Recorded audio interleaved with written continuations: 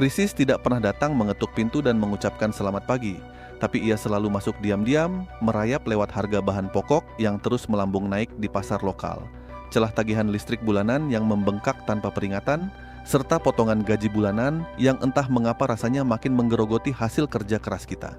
Sementara itu, di balik layar, angka statistik di atas kertas resmi terus mengklaim bahwa kondisi ekonomi kita masih baik-baik saja dan tumbuh stabil. Namun realita di lapangan justru menyuarakan jeritan yang berlawanan, membuat kelas menengah merintih perlahan dan rakyat kecil makin kehabisan napas untuk sekadar bertahan hidup. Mari kita bongkar ada 5 tekanan ekonomi yang mulai terasa di mana rakyat makin terjepit. Kalau kita perhatikan cara kerja sistem hari ini, rasanya ada yang aneh dengan filosofi bertahan hidup yang terus dijejalkan ke kepala kita. Kita setiap hari diajarkan untuk bekerja lebih keras, bangun lebih pagi, menghemat pengeluaran, dan menambah jam kerja demi pundi-pundi rupiah yang nilainya terus menyusut. Pertama, coba perhatikan daya beli masyarakat yang diam-diam dihantam oleh tekanan harga real di lapangan. Pemerintah mungkin dengan bangga mengumumkan bahwa tingkat inflasi berada di angka yang terkendali, angka yang sangat indah jika dibaca dalam laporan presentasi atau dokumen rapat resmi. Tapi mari kita jujur pada diri sendiri, apakah angka manis di kertas itu mencerminkan harga real beras, minyak goreng, atau biaya kontrakan rumah yang harus dibayar setiap bulan?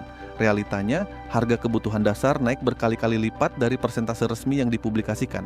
Uang Rp100.000 yang 5 tahun lalu bisa membawa pulang 1 tas belanjaan penuh, hari ini hanya cukup untuk beberapa barang kantong kecil di kasir.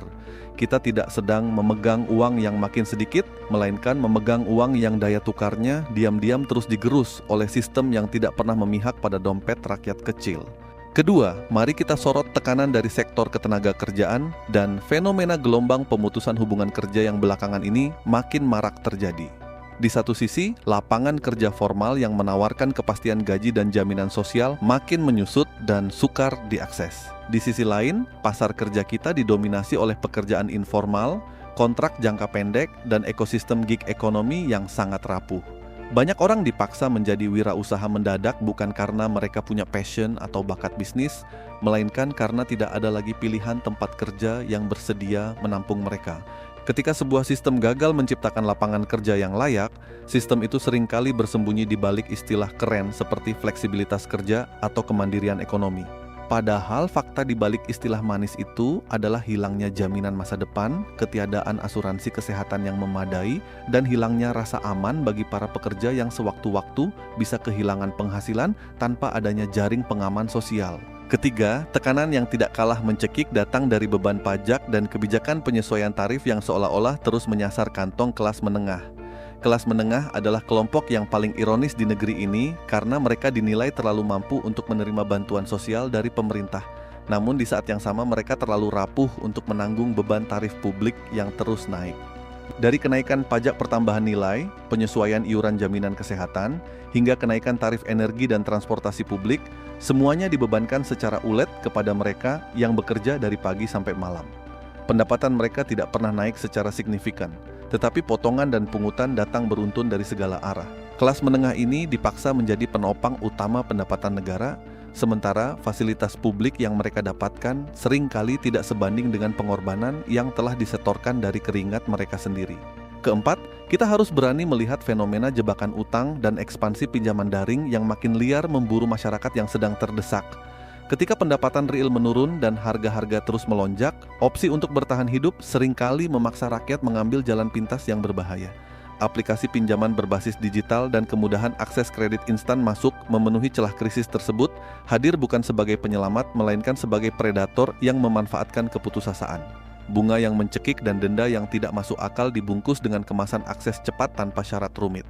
Banyak keluarga yang akhirnya terjebak dalam lingkaran setan meminjam lubang baru untuk menutup lubang lama, hingga aset yang tersisa habis terkuras. Ini bukan lagi sekadar masalah kesalahan manajemen keuangan pribadi, melainkan sebuah krisis struktural ketika sistem keuangan membiarkan masyarakat bawah mengejar kebutuhan dasar mereka menggunakan utang bertingkat. Kelima, ada ancaman ketimpangan ekonomi yang makin melebar, di mana pertumbuhan ekonomi yang didengung-dengungkan hanya dinikmati oleh segelintir kelompok di lapisan atas. Ketika krisis datang, mereka yang berada di puncak piramida justru makin kaya, karena memiliki akses terhadap aset bernilai tinggi, investasi instrumen global, dan perlindungan hukum yang solid. Sementara rakyat biasa di lapisan bawah harus bertarung sendirian menghadapi ketidakpastian pasar global, perubahan iklim yang merusak sektor pertanian, serta kebijakan fiskal yang kerap berubah-ubah. Pertumbuhan ekonomi yang dibanggakan pada akhirnya terasa seperti ilusi visual yang indah untuk ditonton di layar kaca, namun sangat dingin dan kejam ketika dirasakan di atas piring makan keluarga sehari-hari. Sistem yang ada seringkali membuat kita merasa bahwa semua kesulitan hidup ini adalah murni kesalahan pribadi karena kurang bekerja keras atau kurang pandai mengelola uang. Tapi kalau kita mau sedikit skeptis dan berpikir lebih dalam, kita akan sadar bahwa ada masalah besar dalam tata kelola dan prioritas pembangunan yang perlu dipertanyakan kembali. Namun, di tengah semua tekanan ekonomi yang mengepung, kita tidak boleh kehilangan harapan atau berhenti berpikir kritis. Kesadaran untuk memahami apa yang sebenarnya terjadi adalah langkah awal yang sangat penting agar kita tidak mudah terbuai oleh narasi penenang yang semu. Kita harus makin cerdas dalam mengamankan keuangan keluarga, membekali diri dengan literasi finansial yang adaptif, serta terus saling menjaga dan menguatkan satu sama lain di tengah badai ekonomi yang belum usai. Melihat 5 tekanan ekonomi yang terus menghimpit, mulai dari melambungnya harga kebutuhan pokok yang menggerogoti daya beli, menyusutnya ketersediaan lapangan kerja formal yang layak, tingginya beban pajak serta iuran bulanan yang ditanggung kelas menengah, makin maraknya jebakan pinjaman daring di tengah keputusasaan, hingga jurang ketimpangan sosial yang kian melebar, kita akhirnya disadarkan bahwa kondisi sulit hari ini bukanlah murni akibat kelalaian pribadi semata. Narasi yang seringkali menyalahkan rakyat karena dianggap kurang bekerja keras, kurang berhemat, atau tidak pandai mengelola keuangan adalah bentuk penyederhanaan masalah yang menutup mata dari realita lapangan. Fakta jujur yang harus kita akui bersama adalah ada dinamika sistemik dan kebijakan publik yang secara langsung berdampak besar pada kemampuan bertahan hidup serta isi dompet masyarakat sehari-hari. Krisis dan fluktuasi ekonomi global maupun nasional memang berada di luar kendali penuh kita sebagai individu, tetapi bagaimana kita merespons, mempersiapkan strategi pertahanan, dan mengambil keputusan finansial yang bijak adalah kewenangan mutlak yang ada di tangan kita sendiri.